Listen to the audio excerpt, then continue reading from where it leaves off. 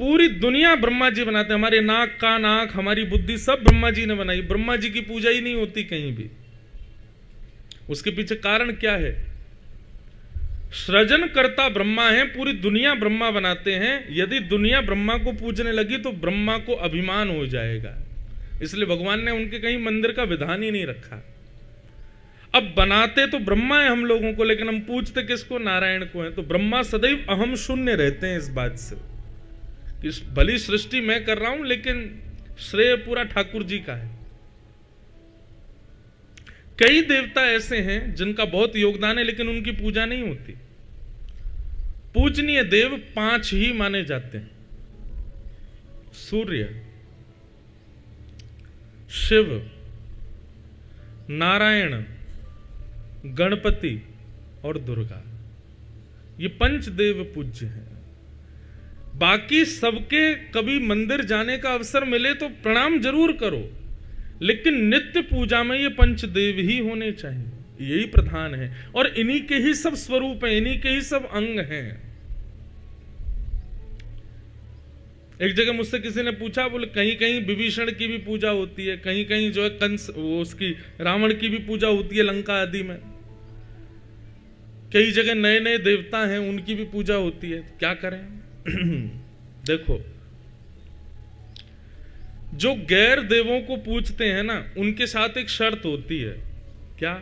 कि आप उन देवता की पूजा करो जो नए देवता आपने बनाए हैं, और पूजा करते रहो। अगर एक दिन भी चूके तो वो देवता नाराज हो जाएगा और आपके साथ गलत करेगा। ये देव का लक्षण नहीं है, ये दैत्य का लक्षण है। देव, आप सूर्य को जल मत दो, सूर्य नाराज हो जाएंगे कि जला देंगे तुमको ही तपाएंगे? नहीं। जो 5 देव की श्रृंखला में नहीं है वे ऐसा कर सकते हैं कि भाई उनकी पूजा नहीं करो तो वो रुष्ट हो जाएं। देव कभी रुष्ट नहीं होते।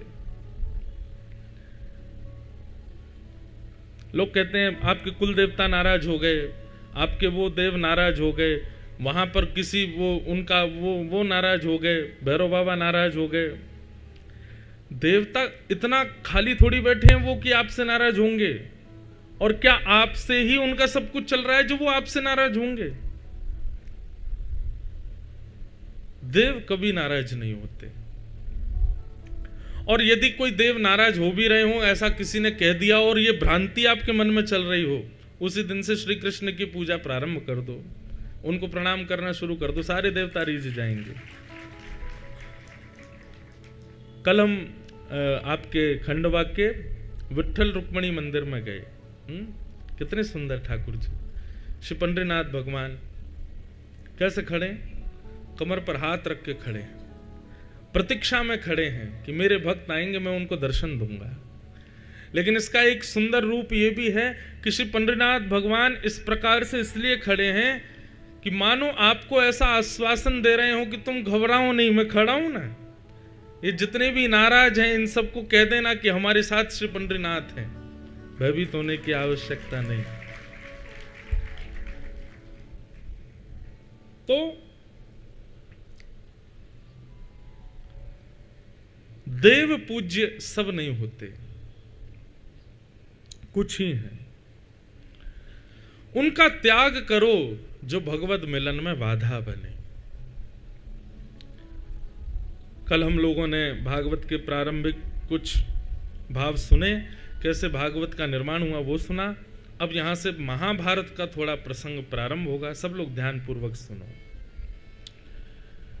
कि यदा मृधे कौरव संजयानां वीरेस्वथो वीरगतिं गतेषु ब्रकोदरा विद्गदा विमर्श भ्रगनोरुदण्डे धृतराष्ट्रपुत्रे।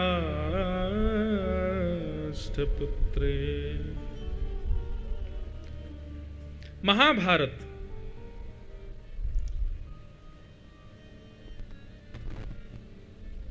युद्ध अपने अंतिम पड़ाव पर था और उसी समय भीम ने दुर्योधन की जंघा पर अपनी गदा का प्रहार किया और जंघा टूटने की वजह से दुर्योधन गिर पड़ा और पांडवों की जीत हो गई।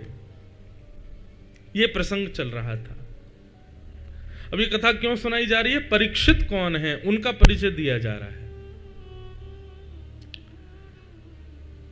कौरव हार गए, पांडव जीत गए। पांडव सब अपनी विजय का आनंद करने लगे। तभी बदले की आग में जल रहा दुर्योधन सोचने लगा, ऐसा क्या करूं कि ये पांडव सुखी ना रह पाए।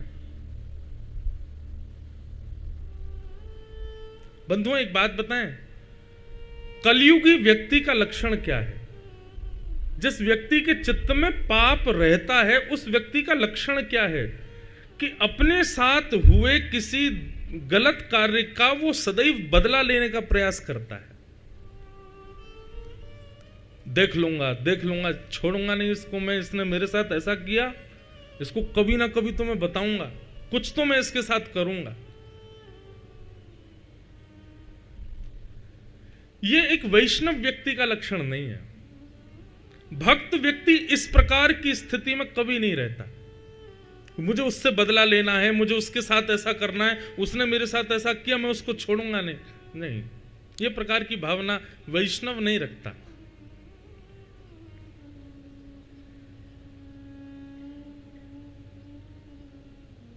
वैष्णव तो क्षमा करता है। आपका चाहे जैसा व्यवहार हो वो आपको क्षमा करेगा। क्षमा बड़े को चाहिए।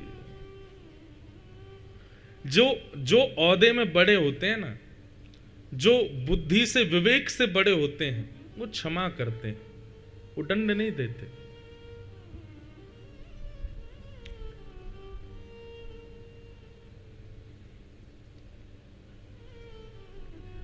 इसका मतलब यह नहीं है कि बेटा कुछ गलत करे और मां उसको क्षमा करे। वहां बात दूसरी आ जाती है। वहां तो मां का अधिकार है उसको दंड देना। आप बहुत बड़ी फैक्ट्री चलाते हैं और कोई एम्प्लॉय गलत करे तो उसको थोड़ा डांटना या उससे थोड़ा तेज आवाज में बोलना ताकि वो सुधरे। इसलिए किए जाने वाला क्रोध या इस प्रकार से किए जाने वाला थोड़ा ये भाव, ये गलत नहीं है। आपके हृदय के भाव के साथ किसी ने कुछ गलत किया और उसके बाद आप बदला लेने का सोचो, नहीं, क्षमा करो, कोई बात नहीं, उसको क्षमा करो। दुर्योधन सोच रहा है ऐसा क्या करूं कि ये पांडव बैठ ना पाए। तभी गुरुपुत्र अश्वत्थामा वहां पर आए और गुरुपुत्र अश्वत्थामा को दुर्योधन ने कहा कि ये पांडव हमको हरा करके हस्तिनापुर की राज्य गद्दी पर बैठ गए, तुम कुछ ऐसा करो कि ये पांडव भी ना बैठ पाए। हम तो बैठ ही नहीं पाएंगे लेकिन ये भी नहीं बैठने चाहिए। जो वस्तु हमारी नहीं हुई हम किसी और की होती देख नहीं सकते। ये कलयुगी व्यक्ति का लक्षण है। मैं अगर इसको नहीं पा पाया तो ये भी नहीं पाए। कई बार संसार में ऐसे लोग देखे गए हैं, वो यदि किसी उपलब्धि को प्राप्त नहीं कर पाए तो उपलब्धि प्राप्त ना करने का संघर्ष नहीं होता उनको, अब वो इसलिए संघर्ष करते हैं कि इसको भी ना मिले। ये कलयुगी व्यक्ति का लक्षण है।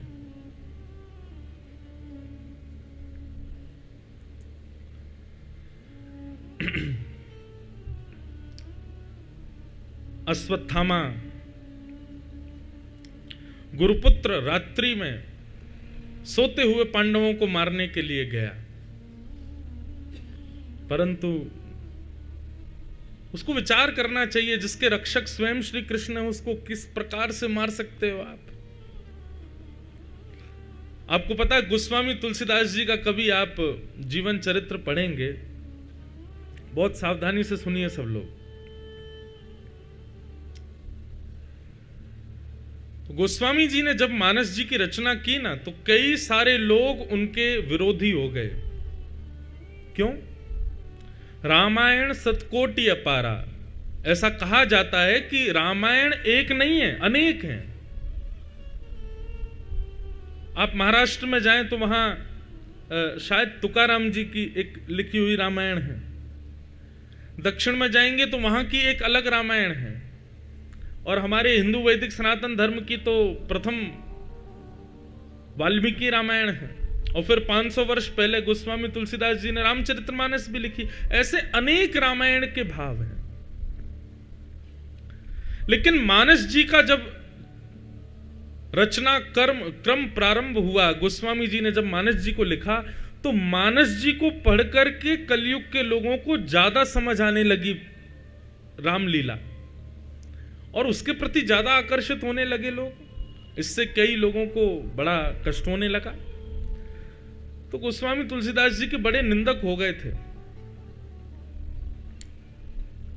एक टोडर नाम के ब्राह्मण थे काशी में, उन्होंने तो 2 नामी डाकुओं को बुलाया, डकैत करते थे, और उनको बुला करके सुपारी दी कि तुम रात्रि में गोस्वामी तुलसीदास जी का वध कर दो।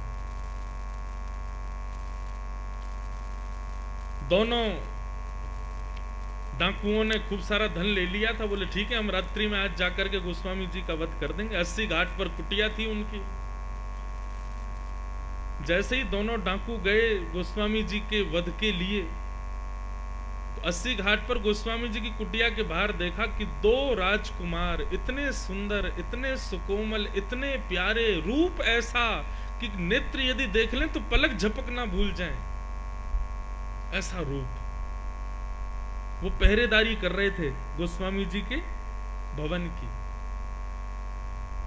आहा, डाकू तो मारना ही भूल गए, उनके रूप को ही देखते रहे रात भर बैठे बैठे। सुबह होते ही पलक झपकी तो वे दोनों अंतर ध्यान हो गए।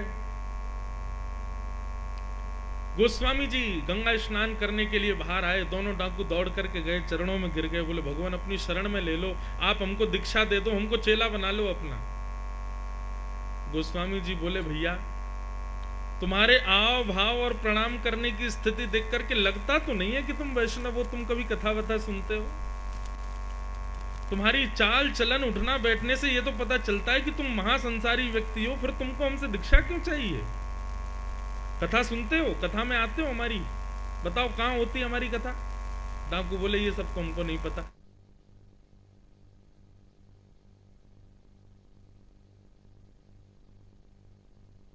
में हमको इतना सुख मिल रहा है कि हमारा मन कर रहा है कि आप हमको शिष्य बना लो और हम 24 घंटा उन दोनों सेवादारों को देखते रहेंगे।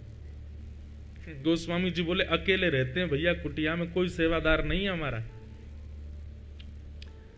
पूरी बात बताओ, कौन सेवादार, कहां देखा, क्या हुआ?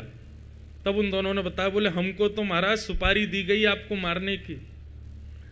रात्रि में हम मारने के लिए आए थे, देखो ये रखे हमारे बल्लम फरसे, लेकिन आपको मारने के लिए जैसे ही हम आए तो आपकी कुटिया के बाहर 2 सुंदर राजकुमार अपने सुंदर केशों के, यहाँ पर सुंदर बढ़िया केशों को बांधे हुए और सुंदर वर्कल वेश धारण किए हुए, कटाक्ष बिल्कुल जैसे मृग नेत्र हों दोनों के, एक श्याम वर्ण एक गौर वर्ण, हाथ में धनुष बाण लिए, बिल्कुल छरेरा बदन था उनका। ऐसा अद्भुत कांति देख करके हम तो मोहित ही हो गए। उनको देखने के लिए हम चाह रहे हैं कि आप हमको भी सेवा में रख लो। गोस्वामी जी के नेत्र सजल हो गए। अरे पगलों, वो कोई सेवादार नहीं है, वो साक्षात राघव जी थे, वो साक्षात लखनलाल जी थे। जब आप पूर्ण रूपेण ठाकुर जी को समर्पित हो जाते हैं ना बंधुओं, ठाकुर जी की जिम्मेवारी है कि आपके ऊपर आने वाली आंच आपके लिए उपयोगी है कि अनुपयोगी है। जैसे कि कई लोग ऐसा कहते हैं कि हम भक्ति करने लगे तब से ज्यादा कष्ट आने लग गए हमारे जीवन में। ऐसा क्यों? ठाकुर जी की शरणागति जब हो गई तो फिर कष्ट क्यों आ रहा है? बंधुओं, जब बच्चा छोटा होता है ना, तो वो सबसे ज्यादा किसके पास रहता है? अपनी माँ के पास। लेकिन कभी कभी माँ उस बालक को पकड़ करके वो क्रिया करती है कि वो निकल के भागता है गोद में से, और उस समय उसको लगता है मेरी सबसे बड़ी शत्रु यही है। जैसे जब हम छोटे होते हैं तो किसी दिन माँ को पता नहीं क्या होता है, वो पकड़ लेती है, उस दिन बेसन से नहवाती है? लगाए पूरे हाथ पांव में, सब नहाए होंगे बेसन से, माँ सबको नहवाती हैं। और जिस दिन बेसन से नहवाती हैं और वो पत्थर से रगड़ा मारती हैं, उस दिन कौन बालक है जो रोवे ना, सब भागते हैं। और कोई बालक यदि नहीं नहाया है बचपन में ऐसे माँ से, तो शायद भाई उसने अभी कोई सुख ही नहीं देखा, पूरा शरीर लाल पड़ जाता है। कभी कभी सर्दियों के समय में माँ को पता नहीं क्या चंग चढ़ती है, वो सरसों का तेल ले आती है, ले पकड़ के रगड़ा मारती है पूरे सर से पैर तक। तो कभी कभी माँ ऐसी कुछ क्रिया करती है कि उससे बच्चे ये सोचते हैं ये हमारी शत्रु है।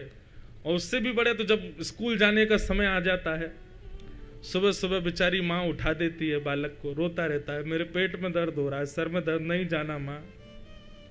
टीचर बहुत मारते हैं, तब भी माँ का भी मन नहीं है कि इसको भेजूं, लेकिन जाएगा नहीं तो पढ़ेगा कैसे। जबरदस्ती माँ तैयार करके उसको भेजती है। स्कूल बस में बैठा हुआ बालक इतना रोता है, अपनी माँ से देख करके रोता रहता है कि इसको मुझ पे दया आ जाए, ये मुझ पे दया क्यों नहीं कर रही है कि मुझे जाना नहीं है। लेकिन वो आवश्यक है उसके लिए। ठीक वैसे ही जब आप ठाकुर जी के शरणागत होते हो, उसके बाद आने वाले संकट आपके लिए आवश्यक है। वो आए आपके निर्माण के लिए। ठाकुर जी क्यों चाहेंगे कि आपके साथ कुछ बुरा हो, लेकिन वो होना जरूरी है, इसलिए होता है। उससे कुछ निर्माण होगा, उससे कुछ नवीनता आएगी, उससे कुछ सिखाना चाहते हैं ठाकुर जी, इसलिए होगा। मैं इस विषय पे कहा करता हूं, अर्जुन के घनिष्ठ मित्र हैं श्री कृष्ण।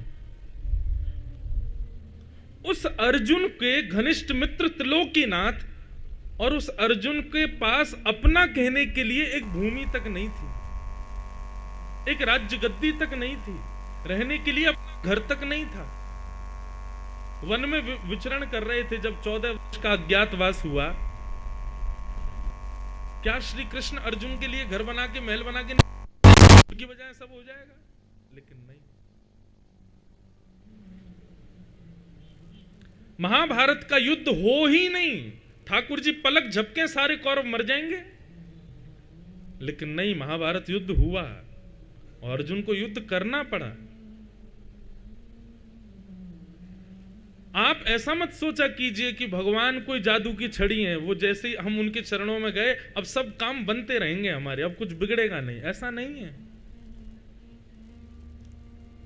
आप और मैं, हम सब अपने प्रारब्ध भोग रहे हैं। बस भगवत शरणागति से उस प्रारब्ध का अनुभव कम होता है, भोगना तो पड़ेगा। लेकिन फिर भी ठाकुर जी रक्षा करते हैं।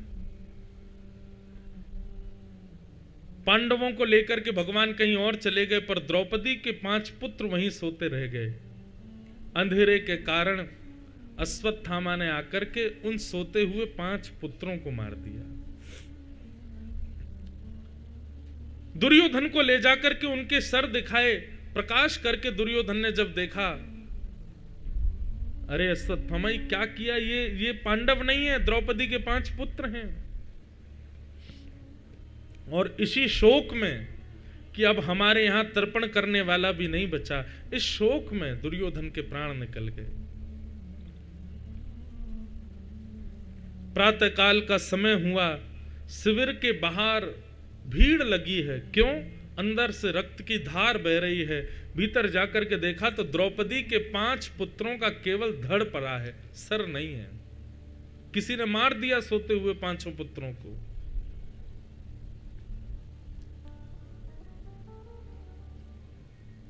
अब देखो यहां पर भी बात आती है, द्रौपदी बहन है भगवान की, भगवान बहन मानते हैं द्रौपदी को। ठाकुर जी की बहन होने के बाद भी उसके 5 पुत्र मार दिए, ठाकुर जी ने नहीं बचाए। लोग कहते हैं कि हम ठाकुर जी के शरणागत हैं, ठाकुर जी रक्षा क्यों नहीं करते? कुछ कार्य होने के लिए ही बने हैं और वो होंगे ही, इसलिए उनसे दुखी मत होइए, कोसिए मत उसके लिए ठाकुर जी को। ऐसा क्यों हो रहा है? जब समर्पित हुए हैं तो तेरे फूलों से भी प्यार, तेरे कांटों से भी प्यार, आप जो देंगे हमें सब स्वीकार।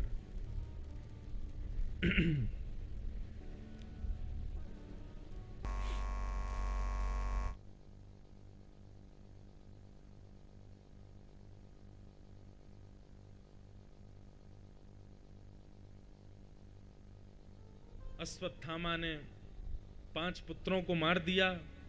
प्रातःकाल का समय होते ही पांडव ढूंढने लगे किसने मारा है द्रौपदी के पुत्रों को। तभी कृतवर्मा, अश्वत्थामा आदि 3 लोग बचे थे। उसमें अश्वत्थामा पर सबका संदेह गया और अर्जुन ने जाकर के अश्वत्थामा को बंदी बना लिया। बंदी बनाकर के द्रौपदी के सन्मुख प्रस्तुत किया। द्रौपदी ने अर्जुन से कहा कि इसको मत मारो। मुच्यताम एष ब्राह्मणो नितराम गुरु। बंधुओं देखो, ये ठाकुर जी का गुण है जो द्रौपदी में दिख रहा है। अपराध करने वाले में भी वो ये देख रही है कि गुण क्या है। हम लोग कैसे हैं कि कोई कुछ गलत करे तो उसका 1 दुर्गुण तो हमको दिख ही गया, फिर हम 5 दुर्गुण और देख लेते हैं उसमें। जैसे कि बेचारे कोई नगर में किसी व्यक्ति ने कुछ गलत किया, अब तक आपका उससे कोई मतलब नहीं था, अब अगले दिन आपको पता चला कल पता उस फलाने के बेटे ने ऐसा ऐसा किया,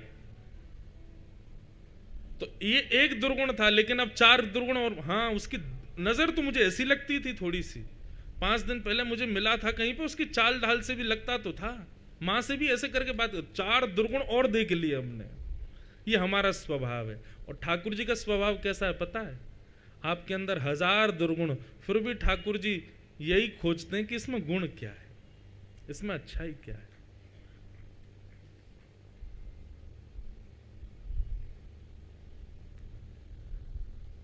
बंधुओं, आपकी भक्ति लाभकारी हो रही है, इसका एक प्रमाण यह भी है कि अत्यंत उपेक्षित व्यक्ति में भी आप गुण देख करके बताओ। अत्यंत दुर्गुण युक्त व्यक्ति में भी आप गुण खोज करके बताओ।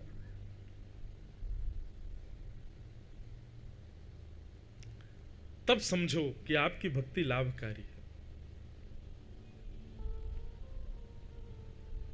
हमसे कोई कहे महाराज जी वो व्यक्ति ऐसा बोल रहा था, वो व्यक्ति ये कर रहा था, ये सब बातें जो आपके पास घूमते घूमते सुनाई जाती हैं आपको किसी व्यक्ति की बुराई के रूप में, भक्ति का ये स्वरूप श्रीमद् भागवत में पहले ही वर्णित कर दिया। अन्यश्च दोष गुण चिंतन माश मुक्त्वा। दूसरे के दोष और गुण सुनकर के आपके चित्त पर फर्क नहीं पड़ना चाहिए। कोई किसी के कितने भी दोष बताए, आपको चाहिए कि आप उसमें गुण ही देखो, आपको चाहिए कि आप उसमें अच्छाई ही देखो, उसमें गुण क्या है। ये ठाकुर जी का स्वभाव है। नहीं तो आप विचार करो, आप और मैं, हम मंदिर में खड़े होने लायक भी हैं? बिंदु जी महाराज कहते हैं नफरत है जिनसे उन्हें सदा, उन्हीं अब गुणों में मैं हूं बंधा, उन्हीं अब गुणों में मैं हूं बंधा। है कुटिलता है, कपट भी है, छल भी है और अभिमान है। फिर शाम कैसे शरण मिले, इस सोच में मेरे प्राण है। न तो रूप है, न तो रंग है, न गुणों की कोई भी खान है। फिर शाम कैसे शरण मिले, इस सोच में मेरे प्राण है। न तो रूप है, ना तो रंग है। बंधुओं, आप सब मुझे एक एक पर्ची में लिख करके बताओ कि आपके अंदर ये गुण है, इससे ठाकुर जी आपसे मिल सकते। नहीं लिख पाओगे। और अगर आप लिख भी रहे हो ना, तो यही आपका सबसे बड़ा दुर्गुण है कि आपने अपना गुण लिख दिया। आप अपने गुण देख रहे हो। वहां सूरदास जी, जिनके पद सुनने के लिए ठाकुर जी थोड़ी पे हाथ रख के बैठे रहते थे कुटिया में, वो सूरदास जी कहते हैं, कौन कुटिल खल कामी मौसम, जोतन दियो ताही बिसरायो, ऐसो नमक हरामी।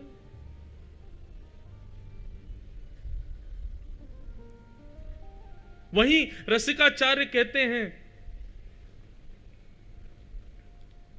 मैं हूं कुत्ता राम का, मोती मेरा नाम, गलविच डोरी प्रेम की, जित खींचे उत जाऊं। हमारे पूर्वजों ने, हमारे पूर्वाचार्यों ने कभी अपने गुण नहीं बताए, सबने अपने आप को कोसाई कि हम तो योग्य हैं ही नहीं उनके। और वास्तविकता यही है बंधुओं, हमारे अंदर एक भी ऐसा लक्षण नहीं है जिससे ठाकुर जी प्रसन्न हो सकें। कुछ भी नहीं है हमारे पास, लेकिन फिर भी वे हमको मंदिर बुलाते हैं, वे अपनी कथा सुनवाते हैं, वे वृंदावन बुलाते हैं, वे अपना दर्शन कराते हैं। ये उनका स्वभाव है कि वो हमारे किसी ना किसी गुण पर तो रीझते हैं। ये स्वभाव अपने अंदर लाओ। उपेक्षित व्यक्ति में भी गुण देखने का प्रयास करो। एक अत्यंत दोषी व्यक्ति में भी आप ये देख करके लाओ कि इसमें गुण क्या है। क्योंकि संसार में यदि कोई व्यक्ति जी रहा है तो ऐसा हो ही नहीं सकता कि उसमें कोई गुण ना हो। और एक और बात कहते हैं, कोई कितना भी बड़ा तपस्वी, कितना भी बड़ा महात्मा, कितना भी बड़ा साधु क्यों ना हो, ऐसा हो ही नहीं सकता कि उसमें दुर्गुण ना हो। सब दोष और गुण से युक्त हैं, तभी हम पृथ्वी पर हैं। हम में दोष ज्यादा होते तो हम पृथ्वी पर नहीं, हम नरक में होते। हम में गुण ज्यादा होते तो हम स्वर्ग में होते। दोनों समान हैं, इसीलिए हम पृथ्वी पर हैं। पर हमको चाहिए कि सब में गुण देखें। यहां सामने बालकों का हत्यारा बैठा है और द्रौपदी कह रही है कि इसको छोड़ दो। ये सुनने में जितनी आसान लग रही है ना बात, उतनी कठिन है। मां का इतना प्रेम होता है अपने बालक से कि गली मोहल्ले के बच्चे यदि बालक पर चिल्ला भी दें तो मां लड़ने पहुंच जाती है। उस मां के बालकों को मार दिया जान से, और जिसने मारा उसके लिए द्रौपदी कह रही है कि इसको छोड़ दो, इसको मत मारो। ये सामान्य बात नहीं है, ये वैष्णव लक्षण है। बंधु, एक बात मन में आती है, ये जो अभी एक पंक्ति गाई थी मैंने कि नफरत है जिनसे उन्हें सदा, उन्हीं अवगुणों में मैं हूं बंधा। सारे वो लक्षण हैं हमारे अंदर जो ठाकुर जी को बिल्कुल पसंद नहीं है। निर्मल मन जन सो मोहि पावा, मोहि कपट चल छिद्र ना भावा। यहां इस पंडाल में बैठे हर व्यक्ति का मन निर्मल नहीं है। हर व्यक्ति के अंदर कोई थोड़ा भी सही छल तो है, थोड़ा ही सही कपट तो है। हम सब उन सारे दुर्गुणों से युक्त हैं जो ठाकुर जी को प्रिय नहीं है। तो फिर कैसे भगवत प्राप्ति हो? तो एक बात तो इसमें यह आती है कि ठाकुर जी सब में फिर भी गुण देख लेते हैं, लेकिन दूसरा एक पक्ष और है। यदि सूरदास, मीराबाई, कुंभनदास, तुलसीदास, कबीरदास, धुनी वाले दादाजी या ऐसे महान संतों का आश्रय लेकर के ठाकुर जी को भजोगे तो आपके दुर्गुणों को ठाकुर जी नजरअंदाज कर देंगे और आपको स्वीकार करेंगे। इसलिए गुरु आश्रय बताया हमारे यहां। इसका एक प्रमाण सुनाएं। गोवर्धन में श्रीनाथ जी जब विराजते थे तो श्रीनाथ जी के मंदिर के पास में एक व्यक्ति रहता था, और वो क्या करता था कि शाम को बहुत सारी भीड़ इकट्ठी हो जाती थी और उनको बैठ करके ठाकुर जी के रूप का वर्णन करता था। बहुत ध्यान से सुनिएगा। भगवान के रूप का वर्णन करता था। ठाकुर जी की उठी हुई भुजा का भाव क्या है, ठाकुर जी की कमर पर हाथ रखें उसका भाव क्या है, ठाकुर जी ऐसी माला पहने तो उसका भाव क्या है, ठाकुर जी पीली पाग पहने तो उसका भाव क्या है। और वो इतना सुंदर भाव सुनाता था कि लोग उससे रीझ जाते थे। लेकिन वास्तविकता ये थी कि वो स्वयं कभी दर्शन करने नहीं जाता था, वो केवल दुनिया से सुन करके, किसी प्रवक्ता से सुन करके सबको बताता था। बहुत ध्यान से सुनिएगा सब लोग। भगवद रस जब तक आप स्वयं नहीं चाखो तब तक आपको बोलने का अधिकार नहीं है, और आप बोलेंगे भी तो आपके उस रस से किसी को सुख मिलेगा नहीं। इसलिए केवल सुनी सुनाई बातें कभी भी नहीं कहनी चाहिए। ये आप लोगों के लिए भी, वक्ताओं के लिए भी है। आपने किसी से कुछ सुना, सुनकर के उसका मनन चिंतन करो, उस रस का पहले स्वयं आस्वादन करो, उस रस में स्वयं को डुबाओ, तब आप किसी को सुना सकते हैं। तो वो व्यक्ति भगवान के रूप का वर्णन करता था पर स्वयं कभी दर्शन करने जाता नहीं था। सूरदास जी को ये बात पता चली। सूरदास जी को जैसे ही पता चली तो सूरदास जी उसके पास पहुंच गए। बढ़िया बढ़िया रूप का वर्णन कर रहा था ठाकुर जी के। सूरदास जी जाकर के बोले, भैया तुम रूप का वर्णन तो बहुत सुंदर कर रहे हो, लेकिन हमें पता है कि तुमने स्वयं दर्शन करके इस रूप का वर्णन नहीं किया है। तुम किसी अन्य रसिकों से सुनकर के ये भाव बता रहे हो। भाव बताने में कोई दोष नहीं है, लेकिन स्वयं भी तो दर्शन कर सकते हो। येरा मंदिर, श्रीनाथ जी तुम्हारे माथे पर बैठे हैं, फिर भी तुम दर्शन करने नहीं जाते हो, और केवल ये सस्ती लोकप्रियता के लिए तुम यहां बैठ के प्रवचन कर रहे हो। ठीक है, रसिकों की बात सुन के सबको बताओ, लेकिन स्वयं भी तो दर्शन करो। अब वो तो हंसने लग जाता, हाँ हाँ महाराज जी जाऊंगा, आप तो सब जानते हैं, अब इतना व्यस्त रहता हूं, जाऊंगा, सुबह मंगला में चलूंगा। सूरदास जी बोले, तुमको हम ही लेके चलेंगे, चलो हमारे साथ। अब सूरदास जी मंगला में जाने से पहले उसके घर के बाहर आ जाते, वो सो रहा होता, घर वालों से कहते उसको उठाओ, भेजो, मंगला में जाना है। वो भी इतना चतुर था, जैसे ही घंटे घड़ियाल बजते तब तक सोता ही रहता। बोले घंटे घड़ियाल की आवाज सुन के सूरदास जी को तो जाना ही पड़ेगा, वो नहीं जाता था साथ में। इस प्रकार से उसने ठाकुर जी के दर्शन से बचने का ही प्रयास किया, गया ही नहीं। एक दिन सूरदास जी हठ पूर्वक उसके सामने खड़े हो गए। बोले, यदि तुम आज मेरे साथ दर्शन करने नहीं गए तो मैं सबको बता दूंगा कि तुम स्वयं दर्शन नहीं करते हो, किसी रसिक से सुन करके बस सुनी सुनाई बातें बोल देते हो।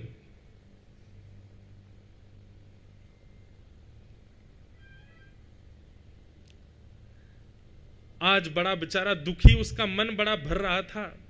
जैसे तैसे सूरदास जी के साथ वो जबरदस्ती चला गया दर्शन करने। श्रीनाथ जी के सामने जैसे ही गया, अब सूरदास जी के नेत्र नहीं है, लेकिन सूरदास जी फिर भी रोज मंदिर जाते थे। जैसे ही कपाट खुले श्री जी बाबा के, सूरदास जी हाथ जोड़ करके कहने लगे, हे ठाकुर जी, इस अधम पर कृपा करो, इस प्राणी पर कृपा करो। इसके अंदर थोड़े पूर्व जन्म के सत्कृत्य तो हैं। क्यों? क्योंकि ये गोवर्धन में रहता है, आपका गुणगान गाता है, पर आपके दर्शन में इसकी रुचि नहीं है। ये आपका गुणगान इसलिए गाता है ताकि इसकी लोकप्रियता बढ़े, लेकिन मैं चाहता हूं कि आप इसके हृदय पर विराजमान हो जाओ, आप इसको अपना स्वीकार कर लीजिए, बना लीजिए। श्रीनाथ जी की तुरंत स्वर सुनाई दिया सूरदास जी को। सूरदास जी बोले, अरे सूरदास जी, ठाकुर जी बोले, अरे सूरदास जी, तुमने बड़ी कृपा करी जो तुम याकू लेकर के आ गए। अरे बड़े दिनांत मैं भी आके दर्शन की प्रतीक्षा कर रहे हो। सूरदास जी के नेत्र सजल हो गए। सूरदास जी बोले, जय जय, आप कितने दयालु हो, बताओ, आपने इसमें भी ये गुण देख लिया, इसके दर्शन की आप लालायित बैठे थे। ये तो आपको कभी देखने भी नहीं आता, पर आप इसके दर्शन के लिए लालायित क्यों थे भगवान? ठाकुर जी बहुत सुंदर बात कहते हैं। बोले, सूरदास, जिस दिन आप मेरा दर्शन करने आ रहे थे और दर्शन करते आते समय जब आप इसकी दुकान के सामने रुक गए और आपने मन बना लिया कि इसको मैं दर्शन कराने ले जाऊंगा, तब से ही मैं इसके दर्शन की प्रतीक्षा कर रहा था। आपने जब से मन बनाया तब से मुझे ये प्रिय लगने लगा। आप जब से इसके यहाँ जा जा करके मंगला में, राजभोग में और बार बार इसको उठाने लगे, चल दर्शन कर, तब से मैं प्रतीक्षा कर रहा था इसके दर्शन की। मतलब उस व्यक्ति में ऐसा कोई गुण नहीं है कि ठाकुर जी रीझ हैं, लेकिन सूरदास जी उसके पीछे पड़े इसलिए ठाकुर जी को वो प्रिय लगने लगा। तो मतलब ये बात हमने क्यों कही? हम में कोई गुण नहीं है कि ठाकुर जी को हम प्रिय लगें, लेकिन इन आचार्यों ने, इन गुरुजनों ने, इन महापुरुषों ने, इन वैष्णवों ने ठाकुर जी को इतना गाया है, इतना गाया है, यदि हम इनका आश्रय ले लेंगे और ये हमारे ऊपर अगर वरद हस्त रख देंगे तो इनके वरद हस्त से ठाकुर जी हमको स्वीकार कर लेंगे। ये भाव।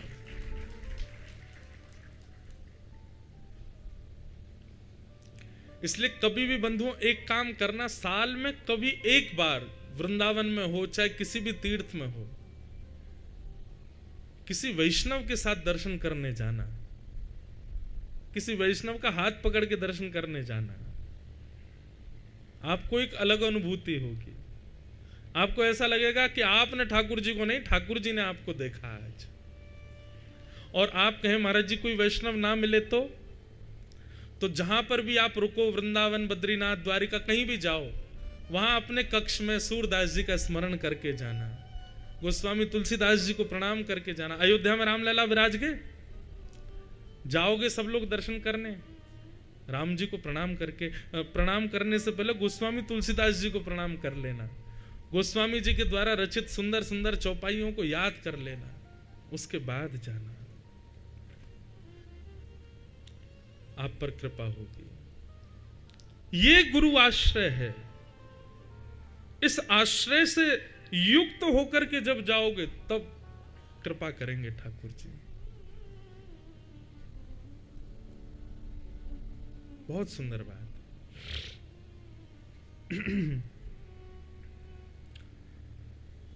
तो ये द्रौपदी का सद्गुण है कि वो अपने पुत्र के हत्यारे में भी गुण देख रही है कि ये ब्राह्मण है, इसको मत मारो। ये अपनी मां का इकलौता पुत्र है, इसको मत मारो।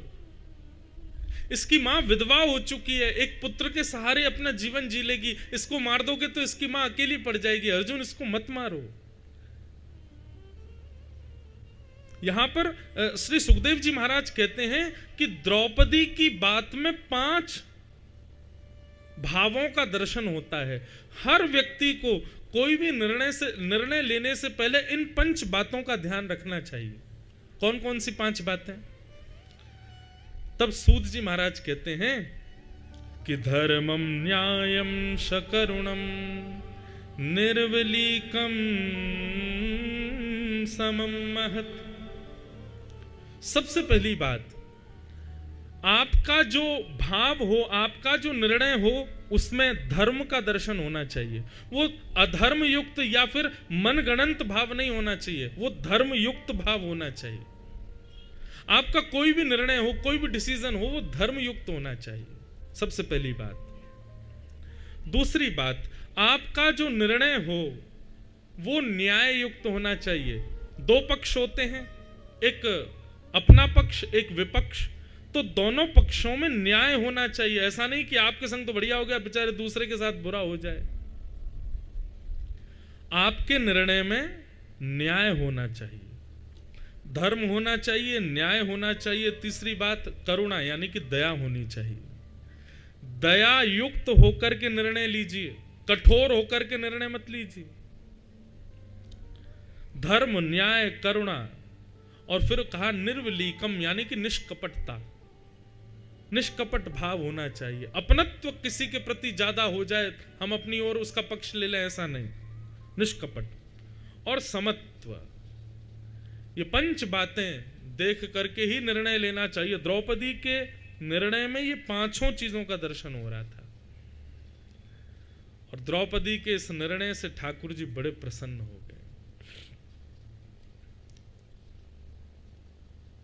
भगवान ने अपना नाम द्रौपदी को दे दिया।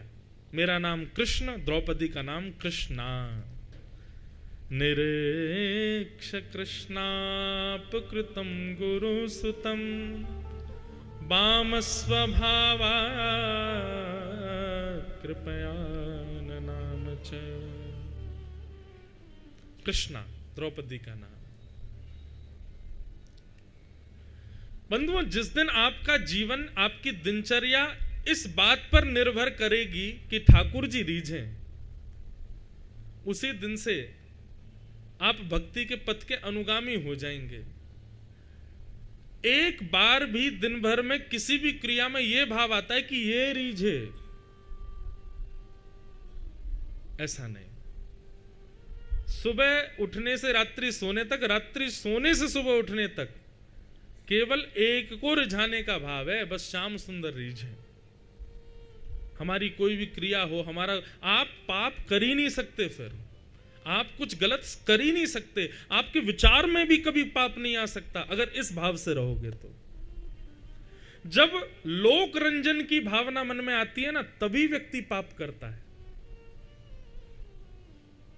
हम 24 घंटे इसी भाव में हैं कि बस ठाकुर जी रीझे हमसे, चाहे हमारा पहनाव हो, ओढ़ाव हो, श्रृंगार हो, हमारा भोजन हो, प्रसाद हो, हमारी वाणी हो, हमारा चलना हो, नाचना हो, गाना हो, बैठना हो, सोना हो, हर बात से केवल ठाकुर जी रीझें। आप पाप कर ही नहीं सकते, फिर आप वो क्रिया करोगे ही नहीं जिसमें पाप विद्यमान हो।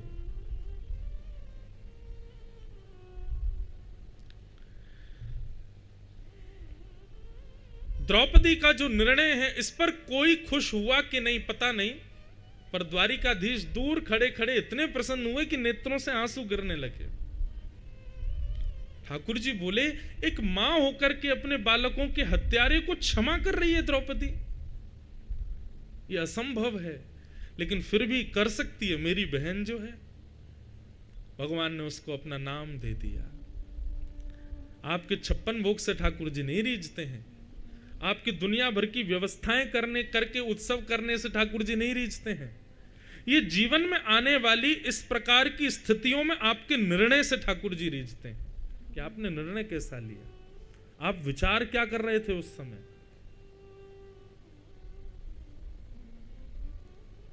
ठाकुर जी रीझ गए द्रौपदी से। द्रौपदी ने अर्जुन से कहा, इसको मत मारो, मेरी आज्ञा है, इसको मत मारो। अर्जुन ने सबसे पूछा, मैं क्या करूं?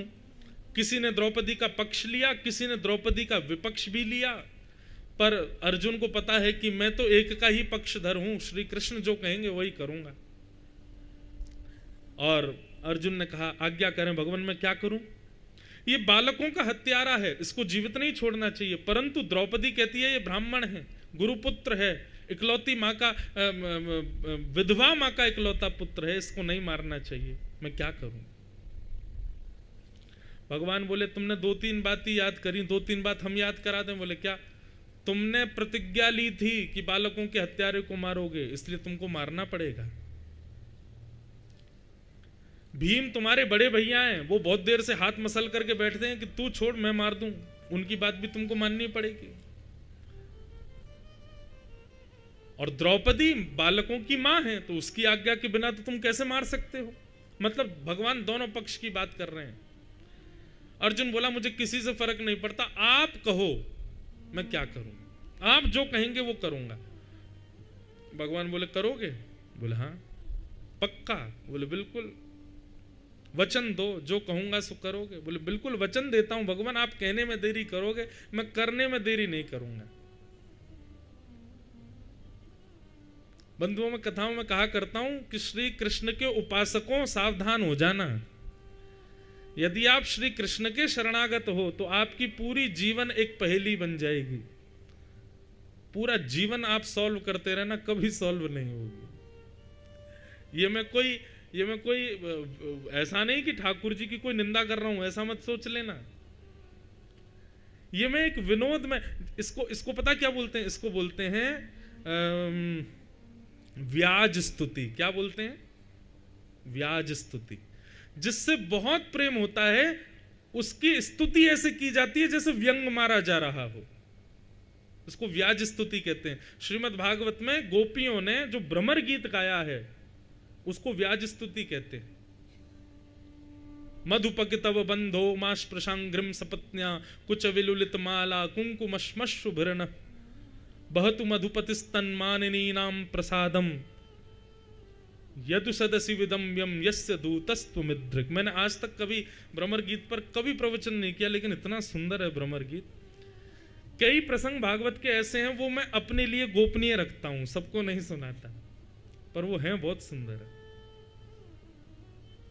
8 वर्ष होने को आए हमें कथा, आज तक मैंने भ्रमर गीत नहीं बोला होगा कथा में, बोलेंगे कभी। तो ये व्याज स्तुति में प्रेमी के ऊपर व्यंग कसा जाता है, लेकिन वो व्यंग नहीं, वो प्रेमी होता है।